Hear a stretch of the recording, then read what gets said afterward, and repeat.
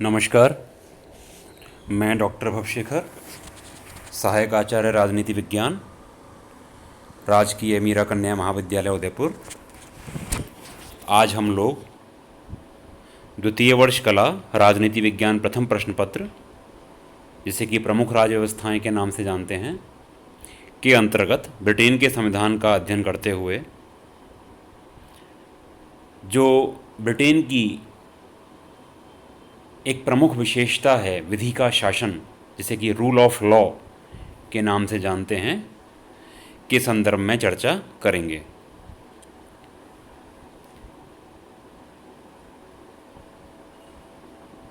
Britain जो है वो अपनी एक विशिष्ट जो उसकी पद्धति है इसके लिए विख्यात है, जिसे कि हम विधि के शासन के नाम से जानते हैं। जो ब्रिटिश विधि है और न्याय व्यवस्था है उसकी ये प्रमुख विशेषता है। और विधि का शासन जो है ये वैसे भी अपने आप में एक महत्वपूर्ण अवधारणा है। राजनीतिक दर्शन में ब्रिटिश संविधान और शासन व्यवस्था का जो नाम है वो विधि के शासन के साथ जुड़ा हुआ है। ब्रिटेन के संदर्भ में विधि के शासन का अभिप्राय है कि ब्रिटेन के शासन का संचालन किन्हीं विशेष व्यक्तियों की इच्छा के द्वारा नहीं, वरन विधि या कानून के द्वारा होता है। तो यहाँ पर यह बात महत्वपूर्ण है कि ब्रिटेन के अंतर्गत यह जो शासन की पद्धति है यह इंगित करती है कि ब्रिटेन में किसी व्यक्ति का अपनी बुद्धि विवेक के आधार पर शासन नहीं चल रहा, वरन जो विधि कह रही है, कानून कह रहा है, कानून के अनुसार ही शासन चल रहा है। अर्थात कानून के द्वारा जो मार्ग प्रशस्त किया गया है उसी की पालना में शासन व्यवस्था का संचालन हो रहा है। ब्रिटेन में विधि या कानून जो है वो सर्वोच्च है और कोई भी व्यक्ति कानून के नियंत्रण से बच नहीं सकता। उच्चतम स्तर के व्यक्ति से लेकर के निम्न स्तर के व्यक्ति तक सभी कानून के समान जो है, कानून के समक्ष समानता की स्थिति में है, बराबर की स्थिति में। विधि के शासन में निरंकुश विशेषाधिकार और सरकारी मनमानेपन के लिए कोई जगह नहीं होती। अर्थात कोई भी व्यक्ति निरंकुशता या मनमानापन नहीं कर सकता। उसको विधि द्वारा जो स्थापित प्रक्रिया है उसके अनुसार ही शासन व्यवस्था का संचालन करना पड़ेगा। एक विद्वान हुए हैं प्रोफेसर डाइसी। उन्होंने ब्रिटेन में विधि के शासन को संविधान का प्रमुख अंग माना है और डाइसी ने विधि के शासन की 3 प्रमुख विशेषताएं बताई हैं, जिसके अंतर्गत जो पहली विशेषता है वह है विधि की सर्वोच्चता, अर्थात कानून की सर्वोच्चता। तो डाइसी महोदय कहते हैं कि विधि के शासन की जो प्रमुख विशेषता होती है वह यह है कि कानून जो है वो सर्वोच्च होता है। ब्रिटिश शासन व्यवस्था में जो सर्वोच्च स्थान है वो कानून को प्राप्त है, किसी व्यक्ति या सरकारी अधिकारी को प्राप्त नहीं है। इसका तात्पर्य यह है कि सरकारी अधिकारियों के द्वारा मनमाने तरीके से अपनी शक्तियों का प्रयोग नहीं किया जा सकता, वरन उन्हें कानून के द्वारा निर्धारित सीमाओं के अंतर्गत रहते हुए ही अपना कार्य करना होता है। तो यह एक प्रमुख विशेषता है। दूसरी विशेषता जो डाइसी महोदय ने बताई वो है कि सभी नागरिकों के लिए एक ही प्रकार का कानून और न्यायालय है। अर्थात कानून के शासन का दूसरा और जो सबसे अधिक महत्वपूर्ण बात है विधि के शासन की वह यह है कि सभी व्यक्ति, चाहे उनको कोई भी पद प्राप्त हो, कोई भी स्थिति प्राप्त हो, कानून की दृष्टि में सब समान हैं। उनके लिए एक ही प्रकार के कानून या न्याय व्यवस्था की स्थापना की गई है। तो इस प्रकार से हम देखते हैं कि जो है स्थापना सबके लिए एक से ही की गई है। जो प्रत्येक व्यक्ति है वो राज्य के साधारण कानून के अधीन है और साधारण न्यायालयों के न्याय क्षेत्र के अंतर्गत है। तो विधि के शासन की जो मान्यता के कारण ही ब्रिटेन में जो फ्रांस की तरह प्रशासनिक न्यायालय है उनकी स्थापना नहीं की गई है। फ्रांस के अंदर एक अलग विशेषता है प्रशासनिक न्यायालयों की, जहाँ की प्रशासनिक अधिकारियों के विरुद्ध केवल उन्हीं न्यायालयों में मुकदमा दायर किया जा सकता है, जबकि ब्रिटेन में ऐसी व्यवस्था नहीं है। जो विधि के शासन की तीसरी विशेषता डाइसी महोदय ने बताई है वह है कि विधि का शासन व्यक्ति के अधिकारों का रक्षक है। अर्थात यहाँ इसका तात्पर्य यह है कि ब्रिटेन में विधि के सामान्य सिद्धांत नागरिक स्वतंत्रताओं के रक्षक और न्यायालय जो हैं वो स्वतंत्रता और अधिकारों के संरक्षक हैं। ब्रिटेन में व्यक्तियों के जो अधिकार और उनकी स्वतंत्रताओं की सुरक्षा इसलिए नहीं है कि भारत या अमेरिका की भांति उनकी व्यवस्था जो है वो संविधान के अंतर्गत की गई है, बल्कि इसलिए है कि न्यायिक निर्णय सदा जो है उनकी रक्षा करते आए हैं। तो इस प्रकार से हम कह सकते हैं कि विधि के शासन की निम्नलिखित जो हैं 3 विशेषताएं डाइसी महोदय ने बताई हैं। जब हम इस संदर्भ में और अध्ययन करते हैं तो हमें यह स्पष्ट होता है कि विधि के शासन की कुछ सीमाएं भी हैं, अर्थात इसकी कुछ ऐसे मान सकते हैं कि कुछ कमियां भी हैं, जहाँ पर कि जो विधि का शासन है वो अपने आप को सीमित पाता है। जो इंग्लैंड का संविधान है उसके अंतर्गत सिद्धांत और व्यवहार में भारी अंतर है, मतलब बहुत ज़्यादा अंतर है। कानून के शासन पर भी यही बात लागू होती है। वहाँ पर सैद्धांतिक दृष्टि से विधि के शासन के अनुसार इंग्लैंड का प्रत्येक नागरिक कानून की दृष्टि में समान है। राजा से लेकर चाहे कोई भी निर्धनतम व्यक्ति हो, सब एक समान है। सभी के लिए एक प्रकार के कानून, एक प्रकार के न्यायालय हैं। लेकिन जब व्यवहार में हमको देखते हैं तो हमको ये सब बातें कहीं ना कहीं विधि के शासन के साथ मेल खाती हुई नज़र नहीं आती। तो कौन कौन सी सीमाएं हैं या कौन कौन सी बातें हैं जो हमको इस संदर्भ में दिखती हैं?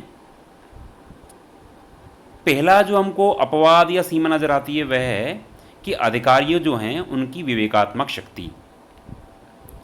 तो विधि के शासन की व्याख्या करते हुए डाइसी महोदय जो हैं उन्होंने कहा था कि विधि का शासन इस बात के विरुद्ध है कि अधिकारियों को शक्ति के व्यापक, स्वेच्छापूर्ण तथा विवेकगत प्रयोग का अधिकार प्राप्त हो।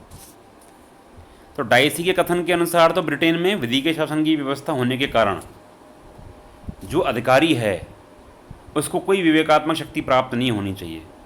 लेकिन वास्तविकता यह है कि ब्रिटेन में वर्तमान समय में राज्य का कार्य क्षेत्र बहुत अधिक व्यापक हो गया है और सरकारी अधिकारी अपने उत्तरदायित्वों को पूरा कर सकें, इस दृष्टि से उनके पास जो विवेक के अनुसार कार्य करने की छूट देना आवश्यक प्रतीत हुआ। और तो इससे क्या हुआ कि जो विधि के शासन की विशेषता थी वो कहीं ना कहीं सीमित हो गई। दूसरी बात जो हमको नज़र आती है वो है कि ब्रिटेन में लोक सेवा अधिकारी जो हैं उनके संबंध में भी विशेष स्थिति है। अब विधि के शासन का तात्पर्य क्या है कि सामान्य व्यक्ति और लोक सेवा अधिकारी के मध्य कोई भेद नहीं होना चाहिए। लेकिन ब्रिटेन में भी लोक सेवा के अधिकारी को एक सीमा तक विशिष्ट स्थिति प्राप्त है, जिसके अनुसार किसी सरकारी कर्मचारी के खिलाफ कोई भी कार्रवाई उसके द्वारा किए गए जो अपराध है उसके 6 महीने के अंदर ही की जा सकती है। अगर उस समय में कोई कार्रवाई नहीं की गई तो ये टाइम बार्ड प्रोसेस हो जाएगा। यदि सरकारी कर्मचारी पर चलाया गया जो अभियोग है वो सत्य सिद्ध नहीं हुआ तो अभियोग चलाने वाले व्यक्ति को उसका खर्च भी देना होता है। तो ऐसी दिशा में जो व्यक्ति है वो सरकारी कर्मचारी के विरुद्ध कोई भी मुकदमा दायर करने से बचता है, हिम्मत ही नहीं कर पाता। तीसरी जो सीमा नज़र आती है वो है प्रदत्त व्यवस्थापन। अब प्रदत्त व्यवस्थापन जो है उसके परिणाम स्वरूप क्या हुआ कि पिछले कुछ समय में जो कानून निर्माण का कार्य है वो बहुत अधिक बढ़ गया। तो उससे क्या हुआ कि व्यवस्थापिका जो है उसने कानून निर्माण की शक्ति का एक बड़ा भाग कार्यपालिका को सौंप दिया, जिसको कि अपन प्रदत्त व्यवस्थापन कहते हैं। प्रदत्त व्यवस्थापन, प्रदान, व्यवस्थापन से संबंधित शक्ति है वो प्रदान कर दी गई व्यवस्थापिका के द्वारा, किसको? कार्यपालिका को। तो प्रदत्त व्यवस्थापन ने भी क्या किया? विधि के शासन को सीमित कर दिया, क्योंकि डायसी तो कहते हैं कि विधि के शासन का अर्थ है कि प्रशासन का प्रत्येक कार्य सामान्य कानून और संसदीय कानून द्वारा अधिकृत हो। लेकिन प्रदत्त व्यवस्थापन की व्यवस्था से क्या हुआ कि प्रशासन स्वयं द्वारा निर्मित नियमों के अनुसार ही कार्य करता है। तो ये भी अपने आप में एक सीमा प्रतीत होती है। चौथी और महत्वपूर्ण जो एक और अपने को सीमा नजर आती है वो है प्रशासनिक नियम और न्यायालय। अब विधि के शासन का एक पक्ष यह भी है कि जो सामान्य व्यक्ति है और राजकीय अधिकारी है, दोनों के लिए एक ही प्रकार की विधि हो, एक ही प्रकार के न्यायालय हों। लेकिन व्यवहार के अंतर्गत ब्रिटेन में ऐसी बात नहीं है। लगभग पिछली 2 पीढ़ियों में जो ब्रिटिश संसद है उसने राष्ट्रीय बीमा अधिनियम, मकान अधिनियम, किराया अधिनियम, सड़क यातायात अधिनियम आदि के रूप में अनेक कानूनों का निर्माण किया है। और इन कानूनों ने नागरिकों और विभागीय अधिकारियों के पारस्परिक संबंध को एक विशेष दिशा प्रदान कर दी है, जो कि प्रशासनिक जो नियम हैं और न्यायाधिकरण हैं उनकी ओर अलग से एक इशारा करती है। तो इन प्रशासनिक न्यायाधिकरण जो हैं उनके द्वारा अर्धन्यायिक रूप में कार्य किया जाता है। अर्धन्यायिक मतलब आधे न्यायिक न्यायालय की तरह। इस बात को सभी पक्षों ने स्वीकार कर लिया है कि ये जो न्यायाधिकरण हैं वो सामान्य न्यायालयों की अपेक्षा शीघ्रतापूर्वक और कम खर्च में कार्य करते हैं।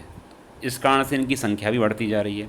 तो इस प्रकार समस्त न्यायाधिकरणों के ऊपर एक न्यायाधिकरणों के ऊपर जो एक परिषद की स्थापना कर दी गई है, जिसमें कि 15 सदस्य होते हैं, जिनकी नियुक्ति लॉर्ड चांसलर के द्वारा की जाती है। तो इस प्रकार से हम देखते हैं कि यह भी अपने आप में एक विधि के शासन की सीमा को इंगित करता है। इसके अलावा कुछ अन्य विशेष सीमाएं भी अपने को नज़र आती हैं, जैसे कि जो इंग्लैंड का सम्राट है उसके विरुद्ध किसी भी न्यायालय में कोई अभियोग या मुकदमा नहीं चलाया जा सकता, उसे कभी भी किसी भी न्यायालय के सम्मुख पेश नहीं किया जा सकता। तो इस प्रकार से सम्राट अपने विशेषाधिकारों का प्रयोग करने के लिए स्वतंत्र है, जो कि एक विधि की सीमा को इंगित करता है। इसके अलावा जो विधि का शासन है वो विदेशी शासकों और राजदूतों पर लागू नहीं होता।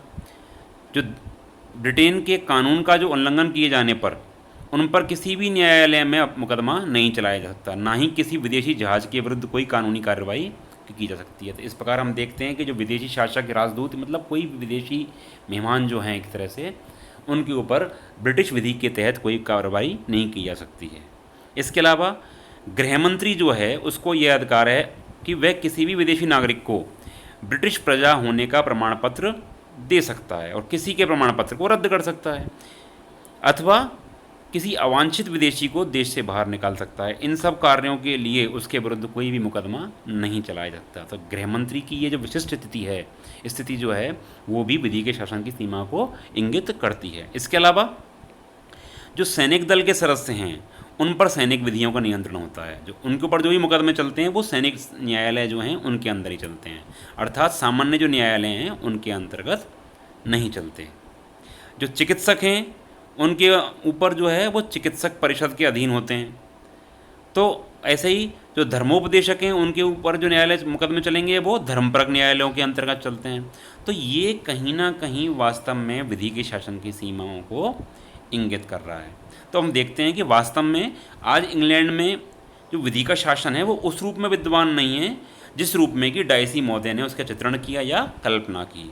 आज इंग्लैंड में अनेक रूपों में विधि के शासन का उल्लंघन होता हुआ हमको प्रतीत होता है।